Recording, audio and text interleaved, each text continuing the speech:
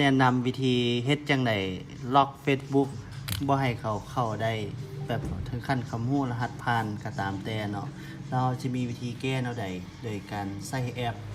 ในคลิปที่แล้วนี่เราเฮ็ดในผ่านเบอร์โทรศัพท์บัดนี้เรามาผ่านแอปเข้ามานี่เลยเนาะตั้งค่าเข้าไปรดนำไปเลยมันจะใส่กระยาหัวมันตั้งค่าเข้าไปปื๊ดเขาจะเข้ามาเลยเขาจะบอนเฮ็ดไปทีละขั้นตอนเนาะเขาจะยืนยัน2 ครั้งเนาะมานี่เขาเข้าไปรถรีบเพจแล้วเขาก็มานี่เพิ่มแอปคันหากว่าบางเทื่อคันหากว่าเขาบ่เคยมันก็จะบอกให้เขาตั้งค่าเขาจะมาเปิดอยู่นี่แต่ว่าเทื่อนี้มันมีแล้วเขาจะมาเพิ่มใหม่